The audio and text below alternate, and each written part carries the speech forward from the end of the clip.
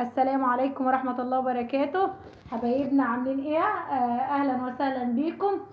حبيت امس عليكم واقول لكم الف شكر على دعمكم للقناة بتاعتي ودعمكم ليا، والله الف شكر من داخل مصر وخارج مصر، وكل واحدة وواحد بتعلق لي واشتراكات، الف شكر ليهم.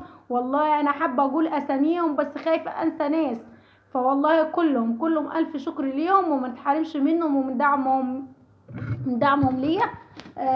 ان شاء الله يا رب تكون قناتي خفيفة ولطيفة عليكم وتكون اقتصادية من الاخر.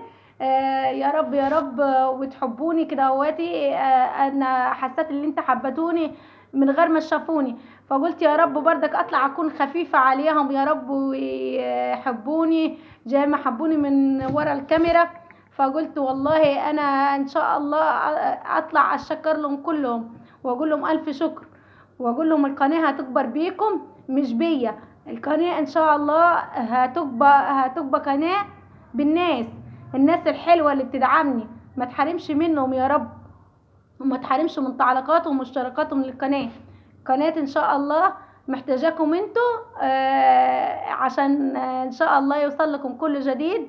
وان شاء الله لو المحتوى عجبكم اللي هو اقتصادي، اكتبوا لي في الكومنتات وتقولوا لي ان شاء الله يا رب تكون يا رب قناتي عجبتكم، وانا ان شاء الله يا رب اكون تحت حسن ظنكم وما تحرمش يا رب منكم. انا متجوزه وعندي 4 عيال.